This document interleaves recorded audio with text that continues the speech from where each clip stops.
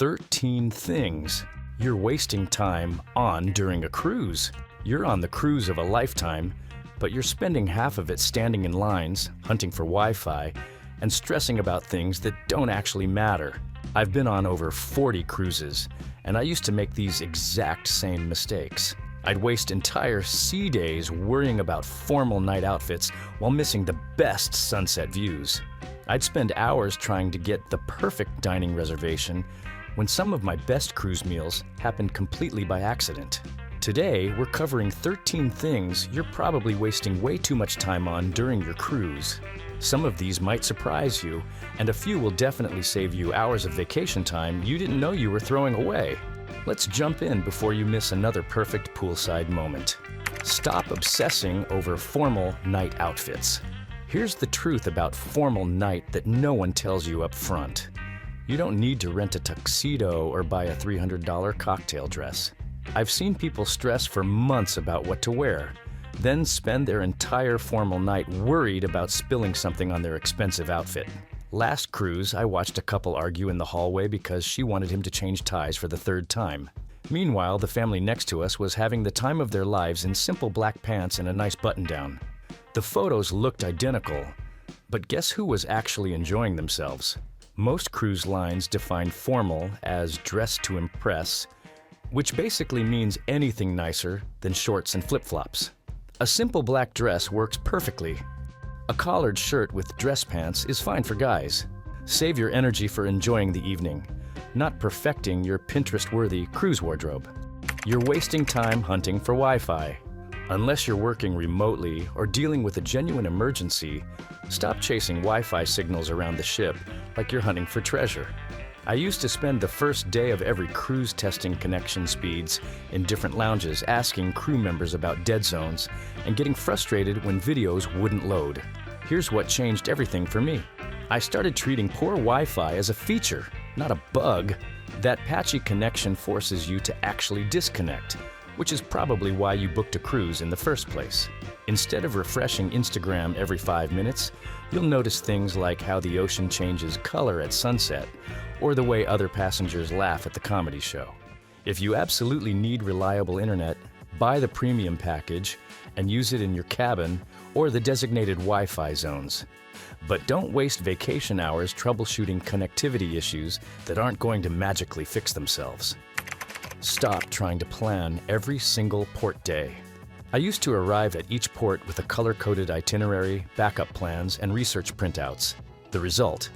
I'd spend more time checking my watch than actually experiencing the destination. One time in Cozumel, I was so focused on hitting every planned stop that I missed a spontaneous snorkeling opportunity that ended up being the highlight of other passengers' entire trip. Here's a better approach.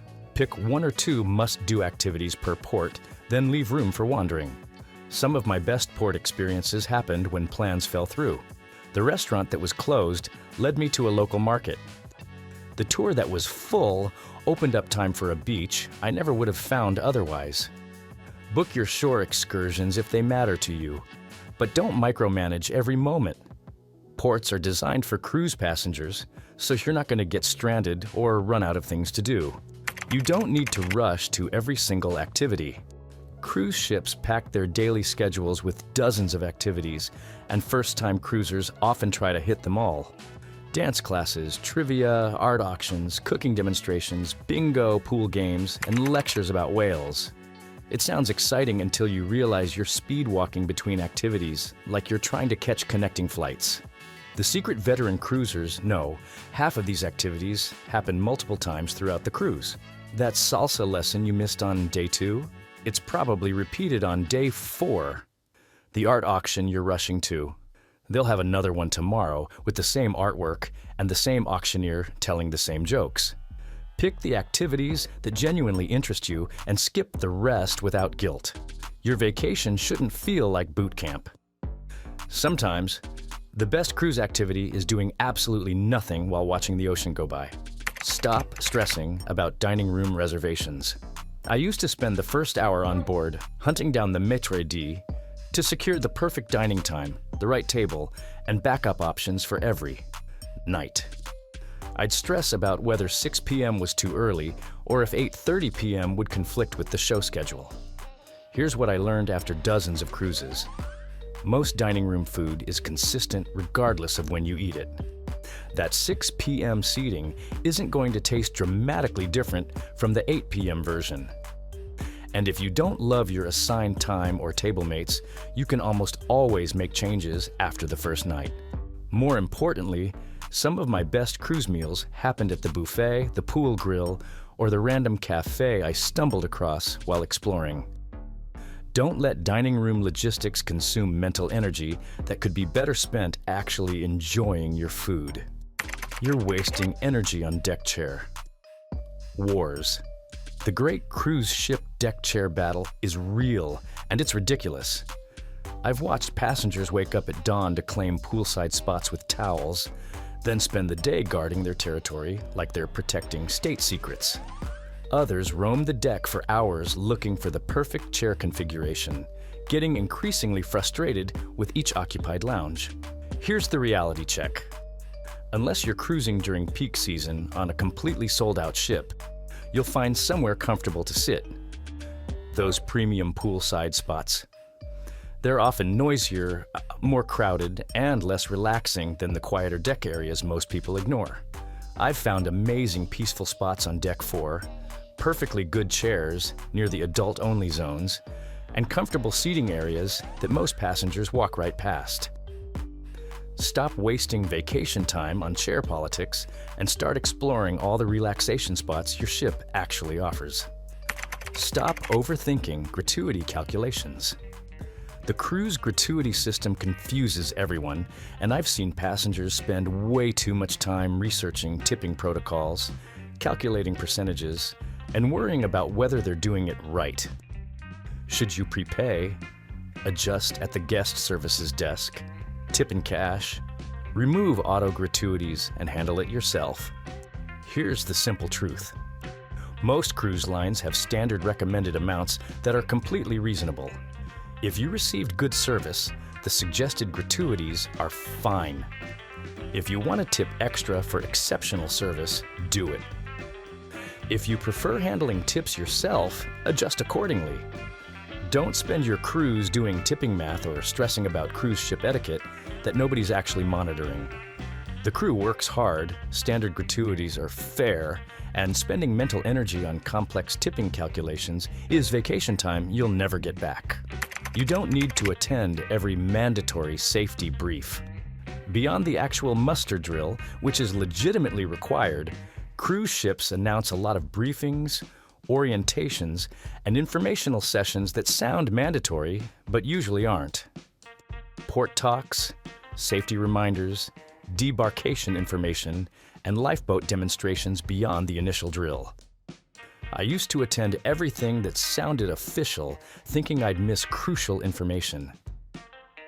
Most of these sessions repeat the same basic details available in your daily newsletter or cabin TV. The port talk tells you things you can easily research online. The debarkation briefing explains procedures that haven't changed in decades. Show up for the real muster drill, then use your judgment about everything else. Your time is better spent exploring the ship, relaxing, or actually enjoying the destinations these briefings are supposedly preparing you for. Stop hunting for the best photo spots. Instagram has convinced everyone that cruise photos need to be perfect, and I've watched passengers spend hours hunting for the ideal backdrop, the perfect lighting, and the most unique angle. They're missing sunsets because they're busy adjusting camera settings. They're walking past amazing moments because they're focused on finding better photo opportunities. The truth about cruise photos, the best ones happen spontaneously. That candid shot of your partner laughing at dinner. The random dolphin that jumped while you were taking a selfie. The sunset you captured because you were actually watching it, not because you planned a photo shoot. Take pictures, but don't let photography planning consume your cruise experience. The memories you actually live will always be better than the ones you spend too much time trying to capture. You're wasting time, Comparing your cruise to others. Cruise ships are floating cities with thousands of people, and it's easy to fall into comparison mode. Those passengers with the suite and priority everything. The couple who seems to know every crew member by name. The family who apparently planned the perfect itinerary while you're still figuring out where the ice cream machine is.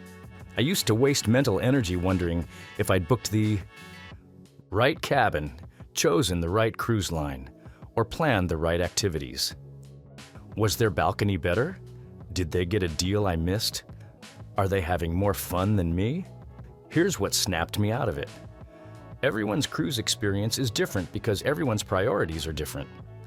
Some people love formal nights, others skip them entirely. Some passengers live at the pool, others prefer the library. Your cruise is exactly what you make it, regardless of what anyone else is doing. Stop overcomplicating packing lists. Cruise packing brings out everyone's inner perfectionist, and the internet is full of 47 item lists that make packing feel like preparing for a military expedition. Formal wear, casual wear, swimwear, workout clothes, rain gear, formal shoes, casual shoes, deck shoes, electronics, chargers, medications, toiletries, sunscreen, books, snacks, and 17 different just-in-case items. After 4 dozen cruises, here's what actually matters. Comfortable clothes, something nice for formal night, swimwear, sunscreen, and any medications you need. Everything else you can either buy on board, borrow from someone, or do without for a week. I've seen people pack 3 suitcases for a 7-day cruise, then wear the same 4 outfits the entire time. Pack light, pack smart, and don't stress about items you might theoretically need in imaginary scenarios. You don't need to master every onboard game and activity.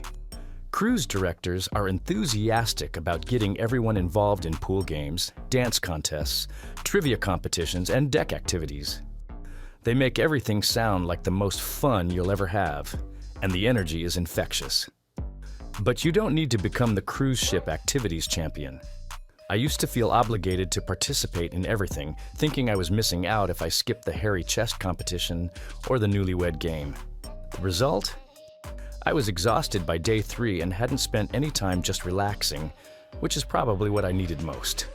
Participate in activities that genuinely appeal to you and ignore the rest without guilt. You paid for a cruise vacation, not a cruise boot camp. Sometimes the best activity is reading a book while the ocean provides the entertainment. Stop worrying about things you can't control. Weather delays, itinerary changes, mechanical issues, and port cancellations happen on cruises, and there's absolutely nothing you can do about them. I've watched passengers spend entire days complaining about rough seas, arguing with guest services about schedule changes, and demanding compensation for circumstances completely beyond anyone's control. The cruise line isn't controlling the weather. The captain isn't personally trying to ruin your vacation. These situations are handled by professionals who prioritize safety over convenience, and getting frustrated won't change anything. Roll with the changes, find alternative ways to enjoy your time, and remember that unexpected experiences sometimes become the best cruise memories. That sea day you didn't plan might be exactly the relaxation you didn't know you needed. Here's the real secret.